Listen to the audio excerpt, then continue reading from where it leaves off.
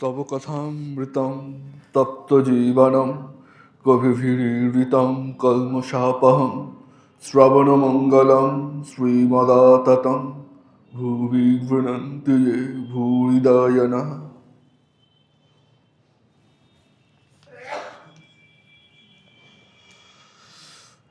মাস্টারমশাই দক্ষিণেশ্বরে আসা শুরু করেছেন।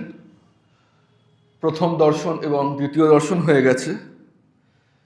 এরপরে পরপর দুদিন 1882 মার্চ মাসে পরপর দুদিন, একদিন রবিবার, সেদিনকে তৃতীয় দর্শন, এবং তার পরের দিন ছুটির দিন ছিল, হলিডে, সেদিনকে মাস্টারমশাইয়ের চতুর্থ দর্শন। তো তৃতীয় দর্শনের দিন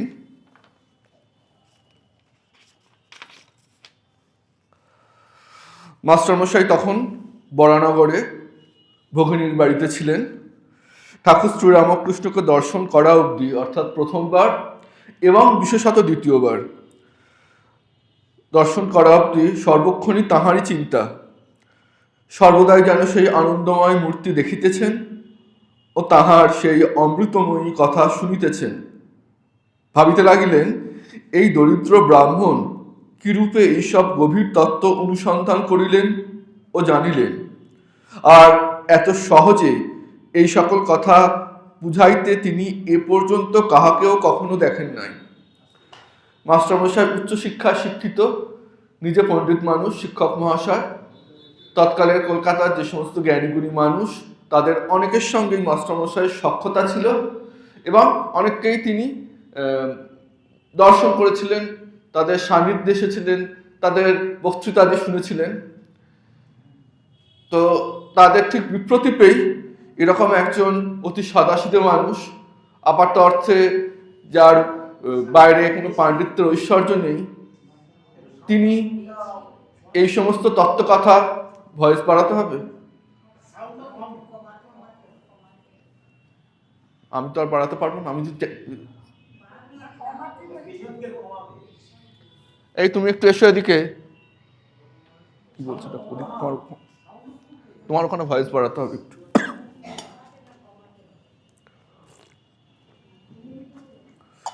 ঠিক আছে, এবার বাড়িয়েছে বোধ হয়। ঠিক আছে, কমাতে বলছো? বলেছেন তো, কি বুঝলো?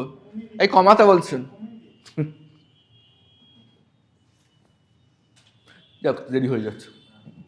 তো মাস্টারমশাইয়ের কাছে এটা একটু অবাকই লাগলো যে এই একেবারে গোবেচারা একজন মানুষ, বাইরে থেকে মনে হচ্ছে তিনি তো বেশ বলছেন, এবং সত্যি কথা বলতে অপেক্ষাকৃত জ্ঞানীগুণী মানুষ, সেলিব্রিটি মানুষ, তাদের থেকে আরো সহজ করে বলছেন, আরো বেশি পরিধানযোগ্য হচ্ছে এই মানুষের বলাটা। এবং শুধু বলা নয়, এর মধ্যে কোথাও একটা টানও আছে, আকর্ষণী ক্ষমতা আছে, একদম কর্ণের মধ্যে গিয়ে মরমে পড়ছে। এটাও মাস্টারমশাই ফিল করছেন, এবং ফিল করছেন বলেই তার মনে হচ্ছে আবার যাব, আবার যাব, আবার শুনবো। অনেক সময় অধিকতর তত্ত্ব কথা শুনলে আমরা সেই শোনার অভিজ্ঞতাকে সম্ভ্রম করি অবশ্যই, কিন্তু মনে হয় সব তো মাথার উপর দিয়ে যাচ্ছে, আর কেন শুনি, দরকার নেই বাবা। কিন্তু এক্ষেত্রে মাস্টারমশাইয়ের সেরকম অনুভূতি হচ্ছে না, বুঝতেও পারছেন, আবার ভালোও লাগছে। দুদিক দিয়ে ডাবল ব্লেসেড মাস্টারমশাই। তো দেখতে দেখতে রবিবার আসলো এবং মাস্টারমশাই দক্ষিণেশ্বরে এলেন। এসে কি দেখছেন, একটি 49 বর্ষ বয়স্ক ছোকরাকে উদ্দেশ্য করিয়া তাহার দিকে তাকাইয়া ঠাকুর যেন কত আনন্দিত হইয়া মনের কথা বলিতেছেন। ছেলেটির নাম নরেন্দ্র। তো এটি হচ্ছে মানে চতুর্থ দর্শন, যেটি শ্রী ঠাকুরকে মাস্টারমশাইয়ের, সেই দিনই মাস্টারমশাই প্রথম স্বামী বিবেকানন্দকে দেখেছিলেন। শ্রীরামকৃষ্ণ নরেন্দ্রের প্রতি: নরেন্দ্র, তুই কি বলিস? সংসারী লোকেরা কত কি বলে, কিন্তু দেখ, হাতি যখন চলে যায় পেছনে কত জানোয়ার কত রকম চিৎকার করে, কিন্তু হাতি ফিরেও চায় না। তোকে যদি কেউ নিন্দা করে তুই কি মনে করবি? তখন নরেন্দ্র বলছে, আমি মনে করব কুকুর ঘেউ ঘেউ করছে। প্রসঙ্গত উল্লেখ্য সংসারী বলতে এক্ষেত্রে তাদেরকেই ডিনোট করা হচ্ছে, কারণ তখন কিন্তু মাস্টারমশাই তো ননই, নরেন্দ্র মানে স্বামীজি বা তার গুরু ভাইরা তারা কেউই টেকনিক্যালি সন্ন্যাস নেননি, তো সকলেই সংসারী। তার মানে এক্ষেত্রে সংসারী তারাই হন, এবং যথার্থ অর্থে তাদেরই বলা যেতে পারে যারা ঈশ্বর পরায়ণ নয়, সংসারের বিষয় নিয়ে মেতে আছে এবং ভুলে আছে, তারাই সংসারী। সংসারে থেকেও যদি কেউ ঈশ্বরকে লাভ করার জন্য চেষ্টাটুকু করে, তাহলে তাকে ঠিক ঠিক সংসারী বলা যায় না। তিনি সংসারে আছেন কিন্তু ঈশ্বর লাভের জন্য চেষ্টা করছেন। কিন্তু যারা আমার এই ঈশ্বর লাভের পথের বাধা স্বরূপ বা ঈশ্বরের সাধন ভজন নিয়ে যারা হাসি ঠাট্টা মস্করা করেন, যাদের থেকে সাবধান থাকার জন্য ঠাকুর বলতেন যে এদের সাথে বেশি ধর্ম কথা কইবে না। অন্য ভাবের বিপরীত যারা, তাদের কাছে বললে ভাবের হানি হয়।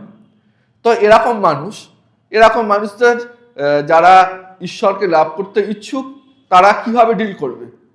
ঝগড়াঝাটি করবে কোমর বেঁধে, নাকি অ্যাভয়েড করবে? কি করা উচিত? তো শ্রী রামকৃষ্ণের তো উপদেশের একটি নির্দিষ্ট প্রণালী ছিল। তিনি ব্ল্যাকবোর্ডের সামনে চক নিয়ে বসে লেকচার দিতে বসে যেতেন না। মানে তিনি আদর্শ শিক্ষক ছিলেন। তিনি যারা সামনে আছে তাদের কাছে এই প্রশ্ন ছুড়ে দিচ্ছেন, তুমি বলো। এক্সকে জিজ্ঞেস করছেন, ওয়াইকে বলছেন তোমার কি মত। তারপরে উনি শেষে সবার মতের মধ্যে যেটুকু ভালো সেটুকু নিয়ে একদম লাস্টের সারটুকু ঠাকুর বলতেন। ঠাকুরের উৎকৃষ্ট যে শিক্ষা প্রণালী ছিল তার এটি একটি বৈশিষ্ট্য। তেমনি নরেন্দ্রকে জিজ্ঞাসা করেছেন, তুই কি করবি? তখন নরেন্দ্র বলেছে যে আমি মনে করবো তারা কুকুর, যেন কুকুর ঘেউ ঘেউ করছে। তখন ঠাকুর হেসে বলছেন, না রে, অতদূর নয়, ঈশ্বর সর্বভূতে আছেন, তবে ভালো লোকের সঙ্গে মাখামাখি চলে, মন্দ লোকের কাছ থেকে তফাৎ থাকতে হয়। বাঘের ভিতরেও নারায়ণ আছেন, তা বলে বাঘকে আলিঙ্গন করা চলে না। যদি বলো বাঘ তো নারায়ণ, তবে কেন পালাবো? তার উত্তর, যারা বলছে পালিয়ে এসো তারাও নারায়ণ, তাদের কথা কেন না শুনি? সুতরাং তত্ত্বগতভাবে যে সকলেই সেই ব্রহ্মেরই প্রকাশ, এটা মাথায় রাখতে হবে। কেন রাখতে হবে? তাহলে ঘৃণা আসবে না, তার আমার থেকে অনেকটা নিচে আছে এরকম দয়া করুণা বোধ আসবে না, শ্রদ্ধা ভাব আসবে, এটা জরুরি। এবং তার সাথে সাথে তারা আমার ভাবের হানিকারক, তাই তাদের দূর থেকে পেন্নাম করো, বেশি কাছাকাছি গিয়ে খুব সাংঘাতিক ফ্রেন্ডশিপ তাদের সাথে করা দরকার নেই। এটাই বোঝাবার জন্য ঠাকুর এই প্রসঙ্গের অবতারণা করছেন। এরপর বলছেন, একটি গল্প শোনো। কোন বনে একটি সাধু থাকেন, তার অনেকগুলি শিষ্য। তিনি একদিন শিষ্যদের উপদেশ দিলেন যে সর্বভূতে নারায়ণ আছেন এইটি জেনে সকলকে নমস্কার করবে।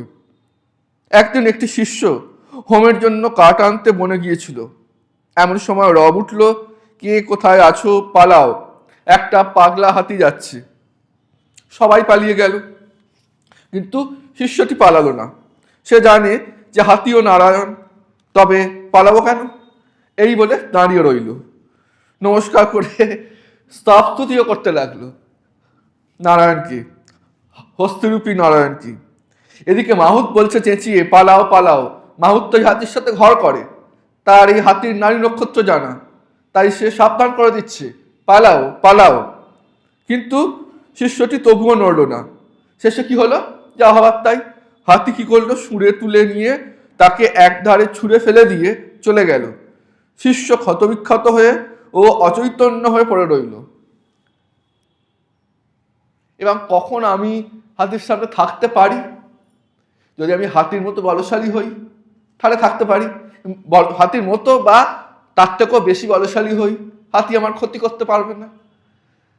তাই অনেক সময় সকলের ভালো করব, কল্যাণ করব এরকম মনে হয়, তখন ভাবতে হবে আমি কি আদৌ ততটা ক্ষমতাশালী হয়েছি? একজন অন্ধ, সে যদি রাস্তা, আচ্ছা এগুলো দৃষ্টান্ত, এখন আবার এই সমস্ত উদাহরণ দিতে ভয় লাগে, বলবে বডি শেমিং, ট্রোলিং ইত্যাদি, এগুলো দৃষ্টান্তকে দৃষ্টান্ত হিসেবেই নিতে হবে। তো একজন এখন বলা হলো ডিফারেন্টলি এবেলড, ঠিক টার্ম এটা, বিশেষভাবে সক্ষম, তার চোখের দৃষ্টিগত সমস্যা আছে, রাস্তা পার হতে পাচ্ছেন না। এখন তিনি যদি আরেকজন অন্ধের পিতা হাট্টকে বলেন, ভাই তুমি আমাকে পার করে দাও, তাহলে কি হবে? রাস্তাটা ঠিক ঠিক যে পার হবে তার কোনো গ্যারান্টি নেই। বাই গ্রেস অফ গড পার হয়ে যেতেও পারে, নাও হতে পারে। সবই তো আলটিমেটলি সবই বাই গ্রেস অফ গড হয়, তবু মানুষও তো চেষ্টা করতে হবে। ভগবান বুদ্ধি দিয়েছেন, বুদ্ধির প্রয়োগ ঘটাতে হবে। তাই অন্ধের কাঁধে হাত দিয়ে অন্ধে যদি যাতায়াত করা শুরু করে তাহলে যা ফল হবে, এক্ষেত্রেও তাই। তাই যতক্ষণ আমরা সেই পর্যায়ে উন্নীত না হচ্ছি, ততক্ষণ ওই হস্তিনারায়ণকে আমরা দূর থেকে প্রণামটুকু করব, কিন্তু মনে মনে জানবো তিনিও নারায়ণ আরেক রূপে আছেন। রাবণও তো নারায়ণই ছিলেন সেটা ধরলে।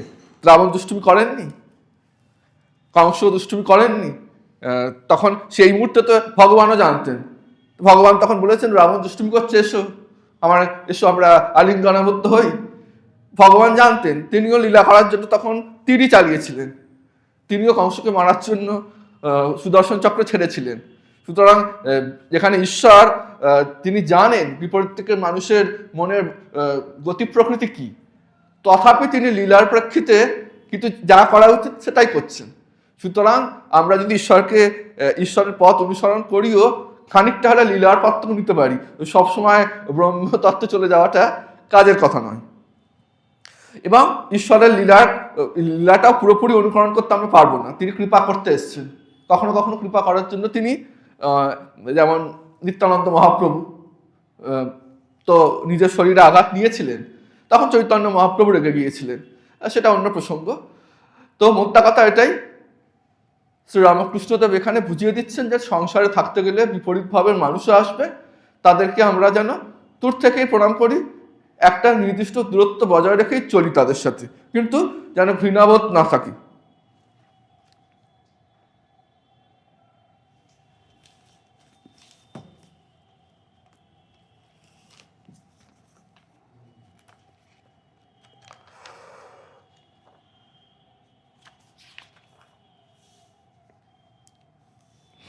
শ্রীরামকৃষ্ণদেবের উপদেশে উচ্চতম আদর্শের কথাও যেমন আছে, তেমনি ব্যবহারিক জগতের উপযোগী কথাও আছে। এই জন্য শ্রীরামকৃষ্ণদেবের কথা আমাদের সবাইকে টানে। তিনি শুধুমাত্র গৃহী মানুষ যারা তাদেরকে বাদ দিয়ে সন্ন্যাসীরা কি করবে সেটি বলে যাননি। তাহলে তো গৃহীরা মনে হতো এত উচ্চ আদর্শের কথা আমরা সংসারে থেকে কি করে করব। তাই জন্য তিনি সংসারে থেকেও কিভাবে করা যায় তার ব্যবহারিক উপদেশও দিয়েছেন। আবার একদম আপাত মস্তক সন্ন্যাসী এই অর্থে যিনি টেকনিক্যালি সন্ন্যাসী, বাহ্য সন্ন্যাসও আছে, তিনিও তার উপদিষ্ট তার প্রয়োজনীয় পথের যে পাথেও সেখান থেকে পেয়ে যাচ্ছেন। এটাই ইউনিকনেস। 70 দশকে একবার একটি ধর্মসভা হচ্ছে, তো সেখানে রামকৃষ্ণ সংঘের একজন খুব উচ্চকোটির সন্ন্যাসী, তিনি ধর্মসভার সভাপতি। তো সভাপতি শেষে সভাপতির ভাষণ দেন, তার আগে অন্যান্য স্পিকাররা স্পিচ দেন। বেলুড় মঠে যেমন হয়, কি হয়, প্রথমে বাংলায় হয়, তারপর ইংরাজিতে হয়, তারপর সভাপতির ভাষণ। মায়ের তিথি পুজোয়, স্বামীজির তিথি পুজোয় আর ঠাকুরের তিথি পুজোয় আরও একটা এক্সট্রা ভাষণ হয়, হিন্দি ভাষাতে হয়, শেষে সভাপতির ভাষণ। তো এইখানে তো শ্রীরামকৃষ্ণদেব কি জন্য এসেছিলেন, তারা আগমনের হেতু কি, কাদের জন্য এসেছিলেন, এই বিষয়ে একজন স্পিকার প্রথমে উঠলেন। তিনি ছিলেন একজন বেদান্ত গৃহী মানুষ। তো তিনি বলছেন যে যুক্তির জাল বিছিয়ে বলছেন, ঠিকই বলছেন, যে শ্রীরামকৃষ্ণদেব এসেছিলেন গৃহী মানুষদের জন্য। সন্ন্যাসী মানুষ, তাদের জন্য তো অনেক তত্ত্বকথা শাস্ত্র ইত্যাদি আছে। এই যুগে সংসারী মানুষেরা সংসারে থেকেও কিভাবে ঈশ্বরকে লাভ করতে পারে তার পথ বাতলে দেওয়ার জন্যই ঠাকুর এসেছিলেন। ওনার স্পিচ শেষ হলো, প্রচণ্ড হাততালি। দ্বিতীয় বক্তা, তিনি হচ্ছেন একটা সন্ন্যাসী, তিনি বলতে উঠলেন। তিনি এবার শাস্ত্র বিভিন্ন দিক দেখিয়ে বলতে শুরু করলেন, শ্রীরামকৃষ্ণদেব এসেছিলেন সন্ন্যাসীকে পথ দেখাবার জন্য। কারণ মা স্বয়ং বলছেন যে তিনি ছিলেন ত্যাগের সম্রাট। এক জায়গায় বলছেন যে সমন্বয় খুব ভালো কথা, মা বলছেন, কিন্তু তিনি অত ভেবেচিন্তে সমন্বয় দেখাবো এটা করার জন্য আসেননি। তিনি ছিলেন ত্যাগের বাদশাহ, এই মত প্রচার করার জন্যই এসেছেন। সুতরাং শ্রীরামকৃষ্ণের আগমনের মূল হেতু সন্ন্যাসীদের পথ দেখানো। সত্যি সবাই বিমুগ্ধ চিত্তে শুনে তখন হাততালি দিচ্ছেন, মহারাজ ঠিকই বলেছেন। এবার যিনি সভাপতি ছিলেন তিনি আরেকজন সিনিয়র সন্ন্যাসী, তিনি বলতে শুরু করছেন। তিনি বললেন যে আমার দুইজন বক্তা, একজন বললেন শ্রীরামকৃষ্ণদেব এসেছিলেন সংসারীদের জন্য, তারা যে কীভাবে সংসারে থেকেও ঈশ্বর লাভ করতে পারেন সেই পথ দেখাতে এসেছিলেন। আর আমার অন্যজন সন্ন্যাসী সহযোগী বক্তা, তিনি বললেন শ্রীরামকৃষ্ণ এসেছিলেন সন্ন্যাসীদের জন্য আদর্শ সন্ন্যাসের দৃষ্টান্ত দেখাতে। এবার সভাপতি বলছেন যে শ্রীরামকৃষ্ণদেব গৃহীদের জন্য আসেননি, সন্ন্যাসীদের জন্য আসেননি, তাহলে কাদের জন্য এসেছিলেন? শ্রীরামকৃষ্ণদেব এসেছিলেন যারা ঈশ্বরকে চান তাদের জন্য। খুব সাংঘাতিক কথা, কারণ সন্ন্যাসী কি সন্ন্যাসী নয়, এটা এহবাহ্য। ওই জন্য দুটো কথা আছে, বাহ্য সন্ন্যাস, অন্তঃসন্ন্যাস। সুতরাং অন্তর যাদের সন্ন্যাসের রঙে রাঙিয়েছে, সন্ন্যাসের রঙে রাঙানো মানে কি? জগতের থেকে বৈরাগ্য, জগতের জিনিস ভাল লাগছে না, আর ঈশ্বরের তত্ত্ব শুনতে ইচ্ছে করছে। এটাই তো ঠিক ঠিক হচ্ছে বিবেক, বৈরাগ্য এবং ঠিক ঠিক সন্ন্যাসের লক্ষণ। তো যারা এইভাবে ঈশ্বরকে চান তাদের জন্য শ্রীরামকৃষ্ণ এসেছিলেন।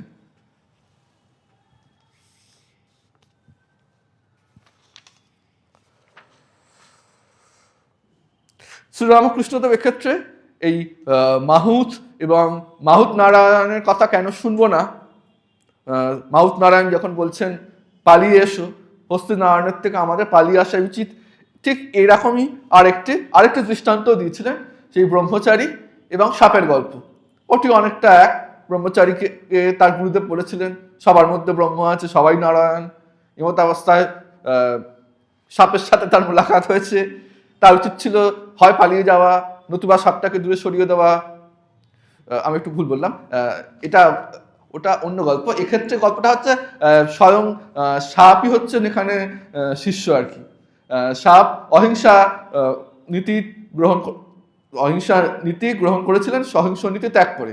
তাকে তার গুরুদেব বলেছিল যে তুই সারাক্ষণ এরম লোককে ভয় দেখাস, ছবল মারিস, ঠিক নয়। রূপক তো সাপের মনে হচ্ছিল ঠিক আমিও ভালো হতে পারি, তাই জন্য সে আর রিয়াক্ট করতে বন্ধ করে দিল। লোকজন প্রথমে অবাক হয়ে গেল, এ চুপচাপ নিস্তেজ, ওই বলে যে চুপচাপ তাকে নরম মাটিতে বেশি আঁচড় কাটতে পারে। প্রথমে অল্প সাহস হলে একটু ঢিল মারছে, তারপর সাহস বাড়ছে। একদিন কি করলো, ওকে ধরে ঘুরিয়ে ছুঁড়ে ফেলে দিল, সে অর্ধমৃত হয়ে পড়ে আছে। পরে যখন গুরুদেবের সাথে সেই সাপের দেখা হলো, তখন তিনি সব শুনে বললেন আমি তো ছবল মারতে না করেছি, ফোঁস করতে তো না করিনি। এটা হচ্ছে সংসারীর আদর্শ। তবে হ্যাঁ, এবার অন্তঃসন্ন্যাসী আর বহিঃসন্ন্যাসী মানে টেকনিক্যাল সন্ন্যাসী যারা, তাদের আদর্শগত ক্ষেত্রে কিছু কিঞ্চিত ভেদ আছে। কারণ সংসারী মানুষ দ্বারা তাদের আরও কিছু দায়িত্ব আছে। তারা দু হাত তুলে ঈশ্বরের নাম করার মতো পরিবেশ পরিস্থিতি নেই। ঠাকুর বলছেন যে এক হাতে সংসারের কাজ করো, অন্য হাতে ঈশ্বরের নাম করো। তাই তাদের এখনো একটু রজগুণের প্রয়োগ ঘটাতে হবে, মনে যত সত্যই হোক। তাই ফোঁস করা জরুরি, কিন্তু সন্ন্যাসী ফোঁস করার উচিত নয়। এখন বলতে পারেন আমরা করি কিনা। এখন আমরা যদি জাগতিক কাজ করি বটে। কেন করি? কারণ এই খুব স্বাভাবিক নিয়মে বলতে পারি, যত যে অর্থ আসছে, আমরা তো সন্ন্যাসী ভিখারি, সব অর্থ দিচ্ছে কারা? ভক্তরা দিচ্ছে, বা সরকার দিচ্ছে, বা কর্পোরেট সেক্টর, যেখান থেকে হোক। স্বামীজি বলে গেছেন যে শাকের করি মাছে ইউজ করা যাবে না, টাকা পয়সার ব্যবহারের ব্যাপারে খুব সচেতন হতে হবে। এবং রামকৃষ্ণ মঠ মিশনের যে গৌরব, অনেকগুলো কারণের মধ্যে একটা কিন্তু এটাই। এমন অনেক মানুষ আছেন যারা হয়তো সেই অর্থে খুব যে ধার্মিক তা নন, কিন্তু তারা এটা বলে না বাবা, যদি কোথাও কিছু দিতে হয় তাহলে মঠ মিশনকে দিই, টাকাটা ঠিক ইউটিলাইজেশন হবে। তো এখন এক্ষেত্রে যদি আমরা ওই সাপের মতো হয়ে যাই, যে যা পারছে করছে, তাহলে তো ঠিক কাজ হলো না, সেবা অপরাধ হবে। তাই যখন কর্মটুকু আছে, কর্মটুকু ঈশ্বর রেখেছেন, ঠাকুর রেখেছেন, তখন এক্ষেত্রে আমাদেরও করতে হয় বই কি। ওটা একদম শেষের কথা। তো এই দিনকেই, তৃতীয় দিনেই ঠাকুর বিভিন্ন কথা বলতে বলছেন যে জীব চার প্রকার। কি? এক হচ্ছে যারা বদ্ধজীব, সংসার নিয়েই মেতে আছে, পুরো তমসাচ্ছন্ন। আর একটা বলছেন যে যারা মুমুক্ষু। মুমুক্ষু কারা? যারা মুক্তি লাভের জন্য চেষ্টা করছে। ধরে নিতে পারি একটু সাহসিকতার সাথে, একটু লিবার্টি নিয়ে ধরে নিতে পারি আমরা সবাই তাই মুমুক্ষু। তারপরের স্টেজটা কি? যারা মুক্তি লাভ করে গেছেন, মুক্তজীব। আর একটা হচ্ছে নিত্যমুক্ত, ঠাকুরের অবতারের সঙ্গে যারা আসেন। এখন অবতারকে তো বলা যায় না, অবতার এসবের ঊর্ধ্বে। তিনি কর্মফল দাতা, তার মধ্যে কোনো কর্মফল নেই, এবং তার পার্শ্বত্বর ক্ষেত্রেও না নেওয়াই বেটার। তারপরে যারা খুব যে সমস্ত মানুষ এসেছেন, পূজনীয় শ্রীমৎ স্বামী বিশুদ্ধানন্দজি মহারাজের সম্বন্ধে শ্রীমা বলছেন যোগভ্রষ্ট ঋষি। মানে খুব একটা অ্যাজাম্পশন করে বলা যায় 99.9% হয়ে গেছে, ওই একটুখানি বাকি আছে, তার জন্য আসা। আমি খুব টেকনিক্যালি বলছি, কারণ এই শরীরের ফর্মেশন হয়েছে মানেই কর্মফল ভোগ করার জন্য। হ্যাঁ, আমরা সাধারণ মানুষ, আমাদের অনেকটা, যারা অতি উচ্চ মহাত্মা হবেন তাদের খুব সামান্য এসছেন, এবং আর একটা কারণ অবতারের কার্য তারা এগিয়ে নিয়ে যাবে, দুটোই আছে। তো তারা হচ্ছে মুক্ত, মানে ঠাকুর এই 4 প্রকারের জীবের কথা উল্লেখ করছেন।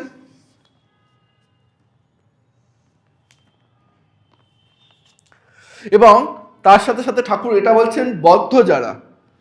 আমরা খানিকটা ঠিক ধরলে আমরা বদ্ধ আর মুখ্যর মাঝামাঝি, কারণ ঠিক মুখ্যত্ব এলে তো হয়ে গেল, আর সমস্যা কি? পূজনীয় উদ্দেশানন্দজি মহারাজকে যখন কেউ জিজ্ঞাসা করতেন যে মহারাজ ঠাকুরের নাম পড়া হচ্ছে না, যতটা বলেছে ততটা পারছি না, বা মাঝে মাঝে মন বিক্ষিপ্ত হয়ে যায়, এতে কি অপরাধ হয়? তখন মহারাজ বলছেন যে না, আলাদা কোনো অপরাধ হয় না। অপরাধ না, জিজ্ঞেস করছেন ক্ষতি হয় কোনো? তখন মহারাজ বলছেন যে আলাদা করে কোনো ক্ষতি হয় না, ক্ষতি এটাই যে ভুলে গেছি, আর কোনো ক্ষতি নয়। ভুলে কেন আছো, এসো, তোমাকে 10 বার ওঠবোস করতে হবে কান ধরে, এরকম নয়। এটা হচ্ছে ভুলে আছি, এটাই হচ্ছে আমার ক্ষতি, ভুলে আছি কেন। সুতরাং স্বাভাবিক, আমরা তো মাঝে মাঝে কিঞ্চিত সময়ের জন্য হলেও কম বেশি ভুলে যাই, আর ঠাকুরের কৃপায় আবার ঘুরে ফিরে মনটা আসে, একটু সারাক্ষণ তো নেই। তো মোটামুটি আমরা এই বদ্ধ আর মুখ্যত্বর মাঝামাঝি একটা। এক্সামে কিছুটা পাস করেছি, কিন্তু এখনো কিছু সাপ্লিমেন্টারি বাকি আছে, এখন সেমিস্টার সিস্টেমে আছে। কেউ একটা পরীক্ষায় কয়েকটা পেপারে যদি ফেল করে, তাকে আবার আগের কোর্সেই রেখে দেয় না, পরের কোর্সে তাকে উঠিয়ে দেয়, কিন্তু যে কটা ফেল করেছি সেটা আবার পরে একসময় পরীক্ষা দিয়ে পাস করে নিতে হবে। এটা হচ্ছে সাপ্লিমেন্টারি এক্সাম। ওই আমরাও এখন সাপ্লি দিতে হয় মাঝে মাঝে। তো বদ্ধজীব এবং মুখ্যত্বজীবের মাঝামাঝি। তাই ঠাকুর বলছেন যে বদ্ধজীবের উপায় কি। ঠাকুর এই প্রসঙ্গটা কেন পারলেন? চার প্রকার জীব আছে। নিত্যমুক্ত, কেউ সাধন করে মুক্ত হয়েছেন, কেউ বদ্ধ, কেউ মুমুক্ষু।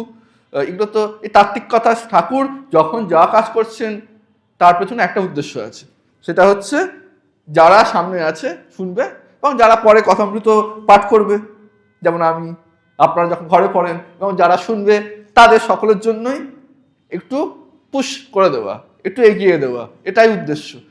সেটা উনি এইভাবে প্রসঙ্গের অবতারণা করছেন। প্রথমে বললেন করকম জীব আছে, এবার বলছেন যারা বদ্ধ তাদের উপায় কি। স্বাভাবিকভাবে মনে হবে আচ্ছা এই 4 রকম ক্যাটাগরি, নিজের মনে মনে আমি বুঝতে পারলাম যে আমি এই ক্যাটাগরিতে পড়ি, ভাবলাম বাবার একদম লাস্টের ক্যাটাগরিতে। তা স্বাভাবিক, প্রত্যেক মানুষেরই তো ইচ্ছা হয়। মানুষ পশু পাখির থেকে আলাদা কোথায়? মানুষ সবসময় চেষ্টা করছে, এ নিয়ে কোনো সংশয় নেই যে আরো ভালো হবে। না সংস্কারের জাতাকলে হয়তো পারছি না, 2 পা এগিয়ে 1 পা পিছিয়ে যাচ্ছি, কিন্তু চেষ্টা সকলেই করছে। অতি খারাপ মানুষ যে, সেও মনে মনে ভালো হতেই চেষ্টা করছে বই কি। তাই যখনই আমি দেখছি আমার থেকে 3টে ভালো গ্রেড আছে, আমি চেষ্টা করব, আমার মনে একটা মোটিভ তো আসবে, পরের স্টেজটা আমি কী করে উত্তরিত হতে পারি। তাই ঠাকুর বলে দিচ্ছেন বদ্ধজীবের উপায় কি। উপায় কি কিছু নেই? আছে। বদ্ধজীব সম্বন্ধে ঠাকুর বলছেন বদ্ধজীবের সংসারে কামিনী কাঞ্চনে বদ্ধ রয়েছে। বদ্ধজীবেরা তাদের হাত পা বাঁধা, হয়তো সময় কাটে না দেখে তাস খেলতে আরম্ভ করে। তাস খেলা আলাদা করে খুব খারাপ সেটা নয়, মানে বলতে চাইছেন যে সময় কাটছে না, তাস খেলবো কেন, ভালো বই পড়ি। আমি যদি ঈশ্বরের অত সূক্ষ্ম তত্ত্ব আমার মনের মধ্যে যদি নেওয়ার মতো সেই সময়ের মানসিক স্থিতি না থাকে, আমি ভালো গান শুনি, ভালো এখন ইউটিউব আছে প্রচুর, তখন ছিল না। তখন এখনকার যুগে ঠাকুর বলতেন ভাল লাগছে না ইউটিউবে লেকচার শোনো। সোশ্যাল মিডিয়ায় কত ভালো ভালো, সোশ্যাল মিডিয়ায় যেমন অনেক হাবিজাবি জিনিস আছে, অনেক ভালো ভালো জিনিসও আছে, সেগুলো দেখি। তাও ভাল লাগছে না, দুটো যারা ভালো, যারা আর কি মাউন্ট নারায়ণের মতো যারা মন্ত্রস্থানীয়, তাদের সাথে সৎচর্চা করি, তাও ভাল লাগছে না। তাহলে ঠাকুর নিজে করে দেখাচ্ছেন। ঠাকুরের ক্ষেত্রে ব্যাপারটা অন্য। ঠাকুর একদিন রাতে ঘুম হয়নি, সকালবেলায় কি সবজি কাটা হবে সেগুলো নিয়ে বসেছেন। কেন? হচ্ছে কর্মচঞ্চল মানুষ, যখন সমাধিস্থ, পুরো সমাধিস্থ, যখন স্বাভাবিক অবস্থায় আছেন, অলসতা ঠাকুরের মধ্যে ছিল না। করছেন না নহবাদে গিয়ে মাকে লক্ষ্মীদেরকে ডাকছেন, ওঠো ওঠো, মানে মাকে নিয়ে আর ঠাকুরের কি চিন্তা থাকার কথা, তবুও শিক্ষা দেওয়ার জন্য, সবাই আমরা যাতে শিখি তার জন্য করছেন। কখনো কখনো জল ঢেলে দিচ্ছেন যাতে উঠে যায়। তো ঠাকুর সবসময় কাজে মত্ত কথাটা এখন থাকে না, ব্যপ্ত থাকতেন। তো এটাই ঠাকুর বলছেন, কিছু কাজ নেই তো তাস খেলবো কেন, তাস খেলে আমার কি পঞ্চবর্গ সিদ্ধি লাভ হবে, এরকম এন্টারটেনমেন্টের তো কোনো প্রয়োজন নেই। আরো সূক্ষ্ম এন্টারটেনমেন্ট চাইছেন ঠাকুর আমাদের কাছ থেকে। যদি একেবারে তত্ত্বকথা বা ঈশ্বরীয় তত্ত্ব নিতে অসুবিধা থাকে এই মুহূর্তে, তাহলে গান শুনি, ভালো আলোচনা করি, কিছু না হোক সংসারের কাজে গিয়ে রাখি। এটা ঠাকুর এখানে বলছেন না, তো নিজে করেছেন, ধরে নিতেই পারি। যার যাত আচরিত শ্রেষ্ঠ তত্ত্ব দেবতারও জানাহা, আমরা ওটাকেই পালন করব। সকলে স্তব্ধ, শ্রোতাদের স্তব্ধ হওয়ারই কথা, কারণ এ দৃশ্য তো তারা সকলে দেখেছেন, কিন্তু এরকম করে তারা কোনোদিন ভাবেন না। সত্যি, যারা তাস খেলে তারা কি খুব বাজে, কিন্তু অত তলিয়ে ভাবেননি। ওই তাসের ইকুইভ্যালেন্ট এখন হচ্ছে কি বলুন তো, মাফ করবেন, কিন্তু যেটা সত্য সেটাই বলছি, ওই বসে বসে একটা পর একটা সিরিয়াল দেখে যাওয়া, কিচ্ছু নেই তাতে। হ্যাঁ, যদি সেখানে সিরিয়াল নিয়ে কোনো সমস্যা নেই, সমস্যাটা যে কন্টেন্ট নিয়ে, শিক্ষণীয় কিচ্ছু নেই। একটা মানুষকে আফিম খাইয়ে রেখে দেওয়া, তার থেকে ফিল্ম ইজ মাচ বেটার। 2.5 ঘন্টায় শেষ হলো, ভালো মন্দ দেখার পর বুঝলাম টাকাটা জলে গেল, 2.5 ঘন্টা নষ্ট হলো, বা না খারাপ নয়, কিছু পেলাম। সিরিয়াল মানে দিনের পর দিন আফিম খাইয়ে মানুষকে মত্ত করে রেখে দেয়। যেগুলো কন্টেন্ট শিক্ষণীয় নয় তাদের ক্ষেত্রে, যেগুলো ভালো তাদের ক্ষেত্রে অবশ্যই নয়, সেগুলো দেখলে আমার তো ভালো হচ্ছে। তো এই মানে অলসতার চূড়ান্ত, কোনো ভালো কিছু শেখা যায় না। মনকে একই মন মলিন, আরো মলিন হয়ে যায়। তাই আছে কাম এসো, ক্রোধ এসো, রজগুণ সামদ্ভাব। অনেকে এরকম ঠিক মতো চ্যান করতে পারেন না, এ মূর্ধন্যস্ব আছে, দন্তেশ্বর মতো উচ্চারণ করে, কাম এসো, ক্রোধ এসো। তো আরে এত আছে, এটা নিয়ে পারছি না, আবার আহ্বান করে করে ডাকছি। তো সেরকম অবস্থা, একই সংস্কার কত আছে, তার মধ্যে থেকে আবার এমন জিনিস দেখছি বা শুনছি বা আলোচনা করছি, আরো মালিন্য বাড়ছে। করে ফেলছি মানে তাতে অপরাধের কিছু নেই, বাপ মা কি তাতে বকুনি দেবেন তা নয়, কিন্তু বাপ মা বলছেন তো বারবার যে চেষ্টা করো, আরো 5-6টা ভালো জিনিস আছে, ওই দিকে একটু মনটা মাঝে মাঝে দিই। যদি একবার পিছলে যাইও, পরের বার অন্তত ওদিকটা যাই। স্বামীজি বলছেন, যদি 1000 বার চেষ্টা করো ব্যর্থ হও, 1001তম বার আরেকবার চেষ্টা করো। এটাই জীবন। Strength is life, weakness is death. হয়েছে, পড়ে গেছি, ওকে। ঠাকুর তো বলছেন ওসব কলিতে ওসব দোষের মধ্যে পড়ে না, আবার উঠে দাঁড়াও। আমি ক্ষীণ, আমার দ্বারা কিছু হবে না, এইসব ভাবনা খুব বাজে। ভুল করেছি, চেষ্টা করেছি, পড়েছি, আবার উঠে দাঁড়াবো। জগতের মানুষ যা বলে বলুক, আমি আমার পথে চলবো। কিন্তু ওই বারবার উঠে দাঁড়ানোর চেষ্টা করতে হবে, ঈশ্বরের কাছে কৃপা প্রার্থনা করতে হবে। মুখ আমার মাঝে মাঝে সরে যাচ্ছে তোমার পদপদ্ম থেকে, তো আমার গলায় বকলসটা বেঁধে রেখো, যেন আবার ঘুরে ফিরে ওই পায়েই আসি। একটা কথা আছে বিজ্ঞানের ভাষায়, নিয়ন্ত্রণবাদ, ডিটারমিনিজম, আর একটা হচ্ছে পসিবিলিজম, সম্ভাবনাবাদ। তো ডিটারমিনিজম তত্ত্ব কি বলছে, যে প্রকৃতি হচ্ছে মেন হোতা, সে যা বলবে আমাদের তাই করতে হবে, আমাদের কোনো আলাদা করে ইচ্ছা অনিচ্ছা বলে কিছু থাকতে পারে না, একদম ঠিক।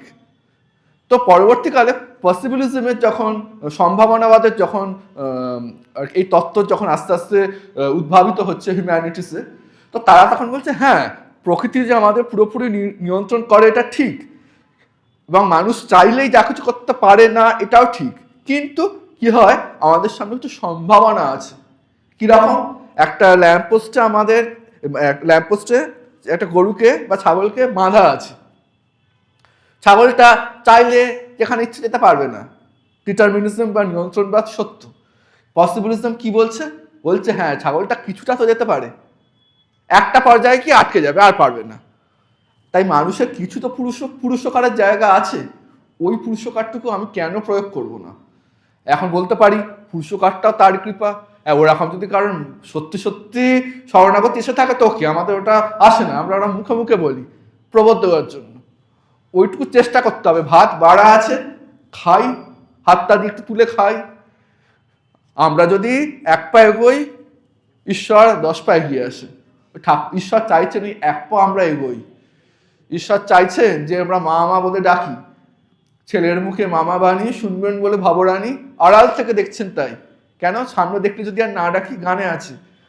ওই জন্য মা মা বাণী শুনতে চাইছেন মা, সেই জন্য মা আড়ালে আছেন।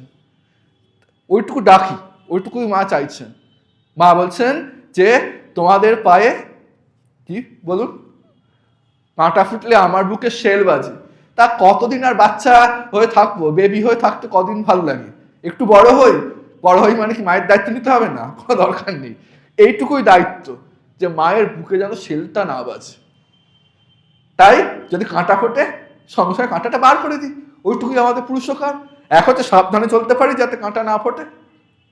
তুই ফুটে গেছে, উপায় পার করে দাও, একটু ডেটল দাও, হাঁটো আবার। এটাই আমাদের ব্যবহারিক সমস্ত জায়গায় এই জিনিস করতে হবে, চেষ্টাটুকু চালিয়ে যেতে হবে। এবার ঠাকুর বলছেন আর কি কি উপায় আছে। ঠাকুর বলছেন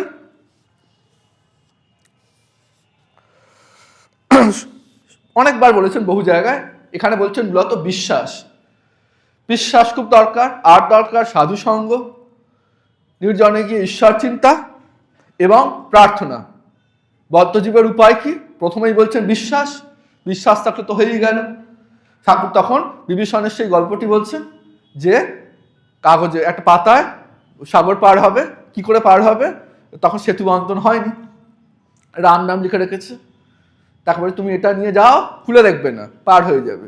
খুলে দেখতে কেন না করেছেন? কি অসুবিধা আছে? ঠাকুরের নাম দেখলে কি অসুবিধা আছে? কিন্তু আমাদের মনে অত শুদ্ধ হয়নি, দেখলেই মনে হবে শুধু রাম নাম, একটু অবিশ্বাস আসবে, ডুবে যাওয়ার সম্ভাবনা হবে। সেই জন্য বলেছেন দেখবে না, বিশ্বাস করে চলে যাও। তো খানিকটা কৃপায় বিশ্বাস এসছে, হাঁটতে শুরু করেছি। এখন এই রূপকের উপমাগুলো যারা, এগুলো সব আমরাই তো এক একজন, তাই হাঁটতে শুরু করেছেই বলছি। হাঁটতে মনে বা বেশ তো, কখনো আমরা হয় ঈশ্বর কৃপা করছেন বুঝতে পারি। এটা তো দেখুন, ঈশ্বর দর্শন দেবেন, আমরা সেই দর্শন পাবো, তো অনেক কৃপা লাগে, হয় না? অনেক সাধন লাগে, অনেক কৃপা লাগে। কিন্তু তিনি যে কৃপা করছেন আড়াল থেকে, এটা মুহুর্মুহু বুঝতে পারি, নাহলে জীবনের পথে চলতেই পারতাম না। তো হয় না অনেক সময় ছোটবেলায় থাকে, একটু বেশি নম্বর পেয়ে খুব ওভার কনফিডেন্স চলে এসছে, আবার পড়াশোনা কমিয়ে দিল, পরের পরীক্ষাতেই ফেল। তাই জন্য বলছে কখনো ওভার কনফিডেন্স নয়, চালিয়ে যেতে হয়। তাই বিশ্বাস আসতে একটু সময় লাগবে। তো ওই গল্প বলতে গিয়ে বলছেন যে পার হবে কিন্তু দেখবে না। তো পার হতে হতে খানিকটা দেখছে কিন্তু আমি জলের উপর চলে যাচ্ছি, মিরাকল। তা কি এমন আছে দেখি তো একটু, দেখলো আমার রাম না, ওই বিশ্বাস ডুবে গেল।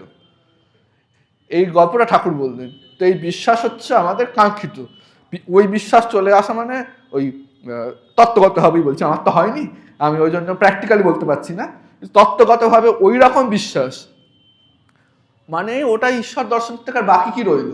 ওরাম যদি কারোর ভালোবাসা, বিশ্বাস মানে কি ভালোবাসা, ওইরকম ভালোবাসা যদি চলে আসে। মা বলতেন ললিতের সম্বন্ধে, মা ললিত বলতেন। কখনো কেউ বলতো যে ঠাকুরের দর্শন পাচ্ছি না কেন, ঈশ্বর দর্শন হচ্ছে না কেন, ইত্যাদি ইত্যাদি। তখন মা এক সময় বলেছেন এটা, যে আমার ললিত এরকম কখনো বলতো না। তারপর মা বলছে ললিত বলতো ঠাকুর আমার আপনার লোক, যখন ইচ্ছা হয় দেখা দেবে। তার মানে বুঝতে হবে তার মন প্রাণ ওই ভাবে বিভোর হয়ে গেছে। মানে এই ভাবটাকে সাধারণভাবে আসে না, যে নিজের আপনার লোক যখন ইচ্ছে দেখা দেবে। এই ভাবটা আসা মানে তার মন প্রাণ বিভোর হয়ে গেছে। সেই জন্য সে বলতে পারছে। বিভোর না হলে তার তো এই খিচখিচুনিটা থাকতো, দেখা হচ্ছে না কেন, পাচ্ছি না কেন। এ কোথাও তো ওই যে ভ্যাকিউমটা পূর্ণ হয়েছে। হ্যাঁ, ঈশ্বর পুরোপুরি দর্শনী হয়ে গেলে যে পূর্ণতা ওটা না হলেও কোথাও তো ওই শূন্যস্থানটা কিছুটা 80% পূর্ণ হয়েছে। তাই জন্য এত বড় কথা মুখ দিয়ে বেরোচ্ছে যে ঠাকুর যখন ইচ্ছা হবে তখন দেখা দেবে। হতে পারে মায়ের প্রতি এত ভালোবাসা, মায়ের মধ্যে দিয়েই ঠাকুরকে দেখছেন। হ্যাঁ, যারা একদম সিদ্ধ তারা বুঝতে পারতেন। রাজা মহারাজ কাঁপতেন মাকে প্রণাম করতে গেলে, লাটু মহারাজ পারতপক্ষ প্রণাম করতে যেতেন না। স্বামীজি প্রণাম করতেন মাকে পা না ছুঁয়ে সাষ্টাঙ্গে। বিজ্ঞান মহারাজ আর স্বামীজি প্রণাম করতে গেছেন, বিজ্ঞান মহারাজ প্রণাম করেছেন, তখন স্বামীজি বলছেন পেশান ওইভাবে কি মাকে প্রণাম করে? কেমন করে না ওই আবার সাষ্টাঙ্গে প্রণাম। বলছে যেন হিমালয় পর্বতমালা যেন ভূপতিত হলো, এরকম মনে হচ্ছে। স্বামীজির তো খুব দশাশয়ী চেহারা ছিল, মানে স্থূলকায় ছিলেন, লম্বাও ছিলেন, এবং এক্ষেত্রে হিমালয় মানে তো শুধু বাহ্য চেহারা নয়, ওই ব্যক্তিত্ব। আর কে তখন হচ্ছে বিশ্ববিজয় বিবেকানন্দ, চিকাগো তখন হয়ে গেছে। ওইরকম একজন ব্যক্তিত্ব মায়ের কাছে এরকম সাষ্টাঙ্গে প্রণিপাত করছেন, বলছেন এইভাবে মাকে প্রণাম করতে হয়, শেখাচ্ছেন। যে এবং কারণ মাকে যখন উদ্বোধনে দর্শন করতে যাচ্ছেন তুরীয়ানন্দজি মহারাজের সঙ্গে, হরি মহারাজের সঙ্গে নৌকা করে,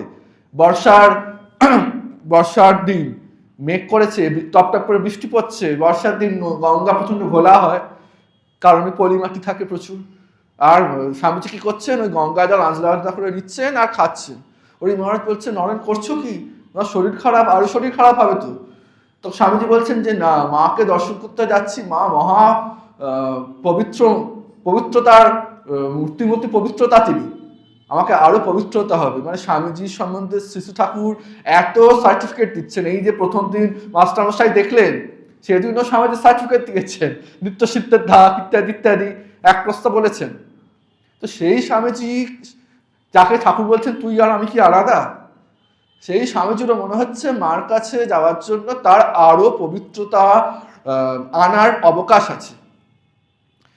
তখন এরা জানতেন মাকে জানতেন, ঠাকুর ঠিক জানতেন, আর এরা জানতেন, মা কৃপা করে জানিয়েছিলেন। ফলত এরা জেনে ভরপুর ছিলেন এবং জানতেন বলে এটা একটা সমস্যাও ছিল। এরা খুব ফ্রি হতে পারতেন না, কাঁপতেন। আর কেউ ভাগ্যবান যারা হয়তো ওইভাবে জানেননি, কিন্তু মা তাদের কৃপা করে ফুলিয়ে রেখেছিলেন। মানে খারাপ অর্থে ভোলান না, এটা ভালো অর্থে ভোলানো। এরকম ভোলানো হাজার হাজার লক্ষ কোটি বার আমাদের সাথে হোক। তারা মায়ের সান্নিধ্যে বিভোর হয়েছিলেন। এরাই পরবর্তী জীবনে বলছেন তখন বুঝতে পারিনি কার কাছে ছিলাম, পরবর্তীকালে মা এদেরও বুঝিয়ে দিচ্ছেন বই কি। কারণ একটা হয় তার কৃপায় পেয়ে যাওয়া, আর একটা হচ্ছে সাধন করে পাওয়া। রাজা মহারাজ শেষ বয়সে যখন ওরকম জবদান করছেন রাত্রিবেলা, তখন খোকা মহারাজ এসে বলছেন মহারাজ তুমি এত জবদান করছো কেন, তোমার আর বাকি কি আছে? তখন রাজা মহারাজ বলছে হ্যাঁ ঠাকুরের কৃপায় সব হয়ে গেছে, কিন্তু এখন নিজে চেষ্টা করে দেখছি। এসব স্পিরিচুয়াল ওয়ার্ল্ডের সব এরা হচ্ছে ভালো ভালো ছেলেমেয়েরা কি করে, একবার পড়া হয়ে গেলে আবার রিভিশন করে, আরো 5টা বই পড়ে। এর সেরকম একবার হয়ে গেছে, এবার নিজে চেষ্টা করে দেখি। পুরুষকার কিছু এরা তো বলতে পারতো সব হয়ে গেছে কাজ নেই, তাস খেলি, তা তো করছেন না। হ্যাঁ, এরা তাস খেলছেন মনটাকে নামিয়ে রাখার জন্য, সেটা পৃথক দৃষ্টান্ত। তো ঠাকুর এই কথাগুলি বললেন। এবং এর পরের দিন, যেহেতু চতুর্থ দর্শন যেদিন হবে সেদিনকে ছিল ছুটির দিন, তাই জন্য সেদিনটাতেও মাস্টারমশাই আরেকবার ট্রাই নিয়েছেন যাবেন। এবং যখনই গেছেন ঠাকুর দেখেই হেসে উঠেছেন, বলছেন ওই যে আবার এসেছি। এটা বলার উদ্দেশ্য যে ঠাকুর বুঝতে পারছেন যে আমার টানে বাধা পড়েছে, ওই জন্য আবার আসছে। এবার উদাহরণ দিচ্ছেন, একটা ময়ূরকে আফিম খাইয়ে দেওয়া হয়েছিল, তা আফিম খেয়ে এমন ঘোর লেগেছে, যে সময় খাইয়েছিল ঠিক ওই সময়টা সে যে লোকটা খাইয়েছিল তার কাছে চলে যেত, ঘোর লেগেছে। তো এরকম ঘোর আমাদের তো অনেক লাগু। ঠাকুরকে অনেকে জিজ্ঞেস করছেন না যে কি খান, কোন ব্র্যান্ডের, ভেবেছে বোধ হয় তরল পান করে এইরকম হয়েছে। এবং ঠাকুরও মাকে বলছেন আচ্ছা আমি কি এরকম কেন, কি হয়েছে? মা বলছেন না তুমি মায়ের ভাবামৃত পান করেছো তাই জন্য হয়েছে। তো তো এবং এই যে বলছেন ঠাকুর ওই আবার এসেছে, এই বলার মধ্য দিয়ে ঠাকুর বুঝিয়ে দিচ্ছেন যে মাস্টারমশাই তার চিহ্নিত ভক্ত, তাই তিনি আসছেন বারবার। 1882 খ্রিস্টাব্দের 5ই মার্চ ঠাকুর দক্ষিণেশ্বরে তাঁর ঘরে ভক্তদের সঙ্গে ভগবত প্রসঙ্গ করছেন। মাস্টারমশাই ঠাকুরকে এইবার চতুর্থবার দর্শন, কাজেই ঠাকুরের সঙ্গে খানিকটা পরিচয় হয়েছে, কিন্তু ঠাকুরের বিভিন্ন ভাবের সঙ্গে তখনও তার সম্যক পরিচয় হয়নি। তিনি ঠাকুরকে সমাধিস্থ অবস্থায় দেখেছেন ঈশ্বরীয় প্রসঙ্গ করতে, তত্ত্বকথা সরলভাবে ব্যাখ্যা করতে। আবার মাস্টারমশাই দেখছেন ছেলেদের সঙ্গে ফচকেমি করতে। আনন্দময় পুরুষ ছিলেন ঠাকুর, যেন তাদের সমবয়সী, একদম বিপরীত দৃশ্য। তাই মাস্টারমশাই ভাবছেন দেখে যে আগের 3 বারের দর্শনে যে রামকৃষ্ণের সঙ্গে তার পরিচয় হয়েছিল, ইনি কি তিনি? আমাদের অনেকের ধারণা যে যারা ধর্মকথা বলেন তারা থাকবেন সবসময় গভীর চিন্তামগ্ন, আর তাদের ভেতরে একটা গাম্ভীর্য থাকবে যা ভেদ করে সাধারণ মানুষের পক্ষে তাদের কাছে পৌঁছানো দুঃসাধ্য। এ হলো সব জায়গায় সব দেশে সাধকদের সম্বন্ধে সাধারণ মানুষের প্রচলিত ধারণা। যেখানে এর ব্যতিক্রম হয় সেখানে লোকে ভাবে এ আবার কি। পাশ্চাত্য দেশে স্বামীজিকে সাধারণ মানুষের মতো হাসি তামাশা করতে দেখে কোনো ভক্ত অবাক হয়ে তাঁকে প্রশ্ন করেছিলেন এই সম্বন্ধে। উত্তরে স্বামীজি বলেছিলেন যে we are the children of bliss, why should we be morose and gloomy? আমরা আনন্দের সন্তান, আমরা কেন বিমর্ষ হব? স্বামীজি এ কথা বলতে পেরেছেন কারণ তিনি ঠাকুরের গড়া বিবেকানন্দ ছিলেন। ঠাকুর যখন সাধারণ ভূমিতে থাকতেন তখনও তিনি ছিলেন সদানন্দময় পুরুষ, আর আনন্দ যেন তাঁর চারিদিকে প্রবাহিত হতো।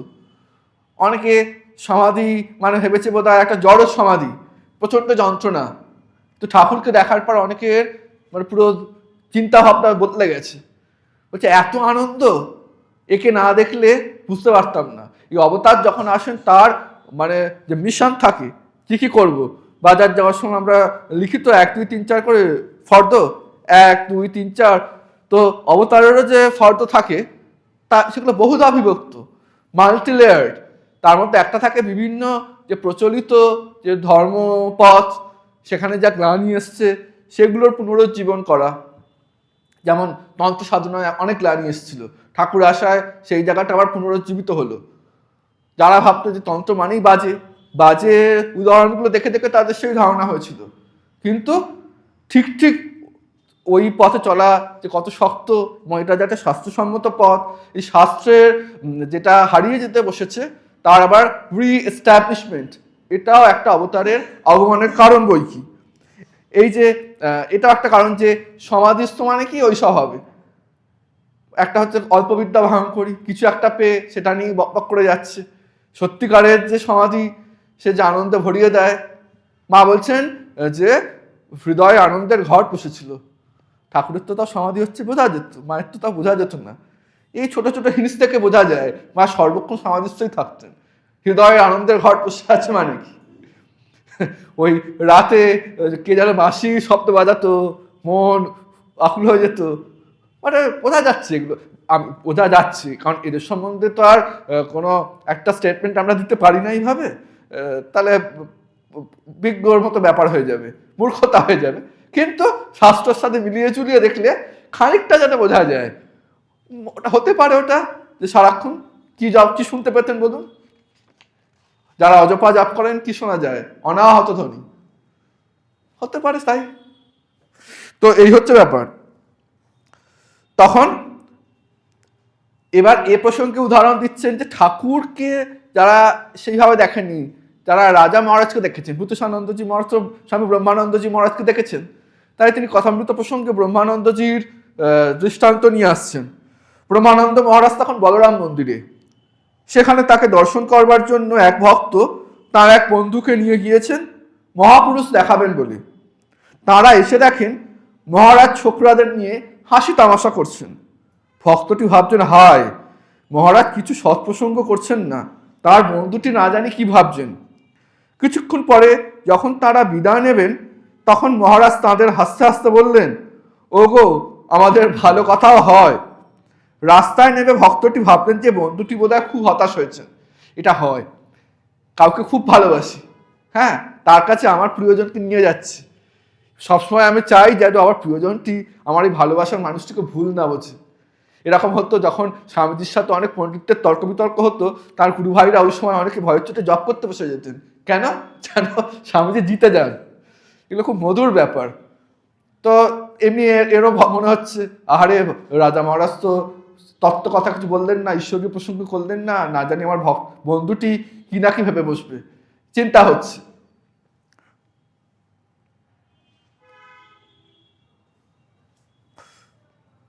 তখন তো কিন্তু তার ভাবনাটিকে সম্পূর্ণ ব্যর্থ করে দিয়ে তার বন্ধুটি অন্য একটি কথা বললেন। তিনি বলছেন, ভাই, আধ্যাত্মিক জীবনে মহাপুরুষেরা কি বোধ করেন তা আমরা জানি না, কিন্তু আজ এক নতুন জিনিস দেখলাম এক আনন্দময় পুরুষকে। মহারাজ কোনো উপদেশ না দিয়েও সেই নবাগত বন্ধুটির মন যে কি করে জয় করলেন তা তিনিই জানেন। এই মহাপুরুষদের পক্ষে সম্ভব।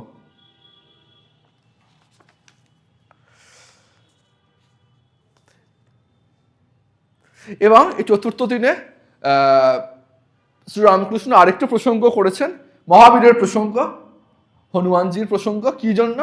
যে তার নির্লোভ চরিত্র, কাজের প্রতি তার যে তদ্গত ভাব, যে সমস্ত বাধা বিক্ষেপ আসবে সেগুলোকে উপেক্ষা করে চলে যেতে হয়, এইটা বোঝানোর জন্য বলছেন। ইয়েতে গেছেন, মহাবীর গেছেন লঙ্কায়, তো মন্দোদরী নানা রকম ফলমূল দিয়ে তাকে প্রলুব্ধ করার চেষ্টা করছেন, কিন্তু মহাবীর কোনোটাই খেলেন না, মানে গ্রহণ করলেন না। কারণ তার একটা মিশন আছে, তিনি একটি কাজের জন্য এসেছেন, সেই কাজটি করেই ফিরবেন, এ বিষয়ে একদম তিনি দৃঢ় নিশ্চিত। এবং স্বাভাবিকভাবে উনি তো ফল ভালোবাসেন, আমরা রাম নামের দিন তো মহাবীরকে ফল প্রসাদই দিই, কিন্তু যেটা খুব প্রিয় জিনিস, সেই প্রিয় জিনিসকেও তিনি হাসতে হাসতে পরিত্যাগ করছেন। কেন করছেন? কারণ তার প্রিয়তমর কাজ সেইখানে বাকিগুলো কম প্রিয়, সেগুলো তখন উপেক্ষা করতে তিনি সমর্থ হচ্ছেন। তো ঠাকুর বলছেন, দেখো হনুমানের কি ভাব, ধন মান দেহ সুখ কিছুই চায় না, কেবল ভগবানকে চায়। যখন স্ফটিক স্তম্ভ থেকে ব্রহ্মাস্ত্র নিয়ে পালাচ্ছে, তখন মন্দোদরী অনেক রকম ফল নিয়ে লোভ দেখাতে লাগলো। ভাবলে ফলের লোভে নেমে এসে অস্ত্রটা যদি ফেলে দেয়, কিন্তু হনুমান ভুলবার ছেলে নয়। সে বললে, আমার কি ফলের অভাব? খুব বিখ্যাত গান ঠাকুর গাইতেন, পেয়েছি যে ফল জনম সফল, মোক্ষ ফলের বৃক্ষ রাম হৃদয়ে।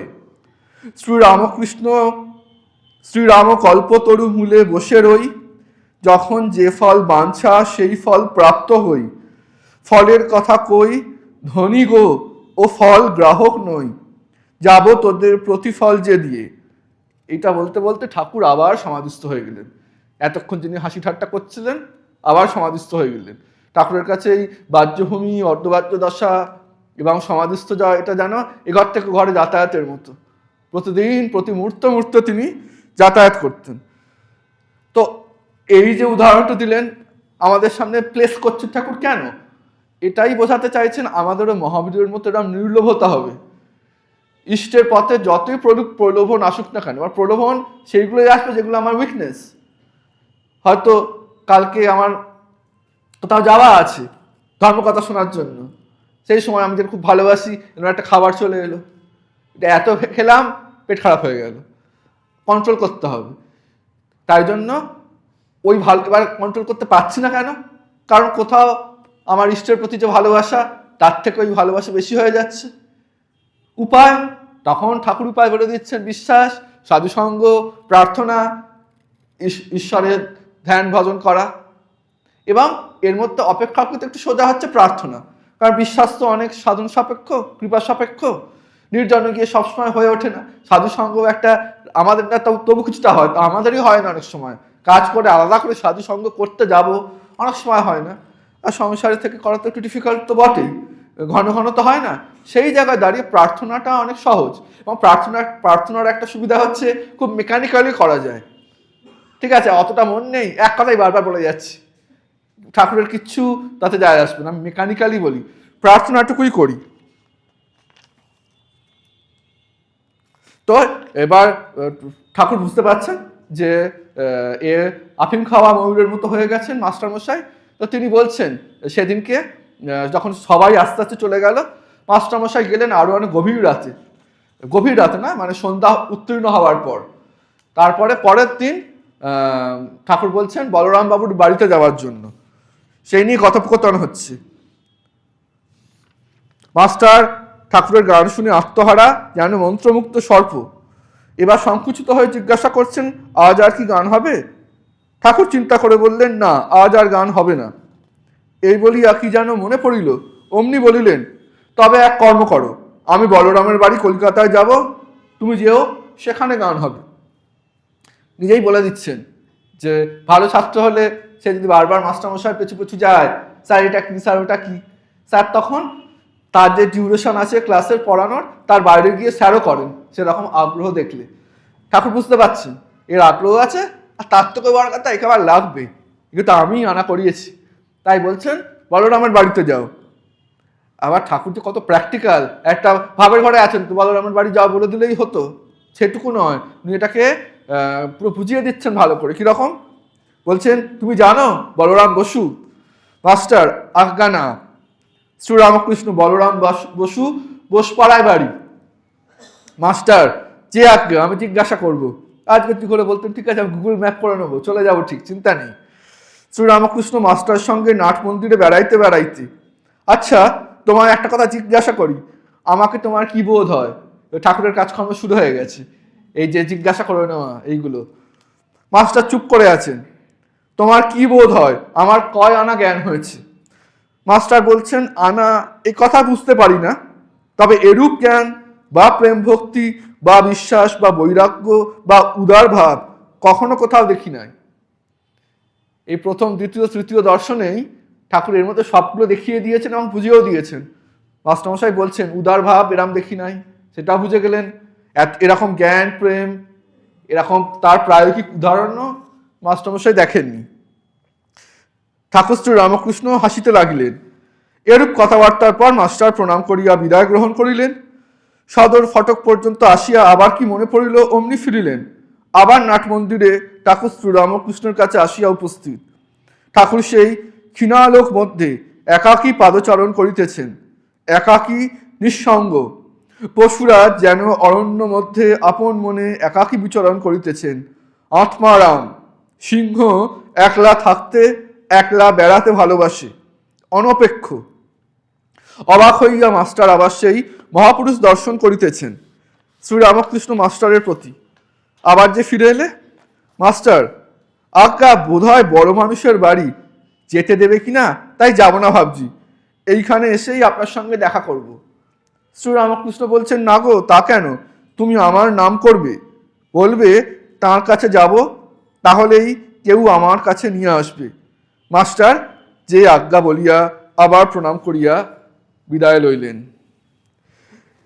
নিরঞ্জনম নিত্যম অনন্ত রূপম ভক্তানুকম্পা ধৃত বিগ্রহং বৈ এষাবতারম পরমেশমিদ্যম তম রামকৃষ্ণম শিরসা নমামঃ।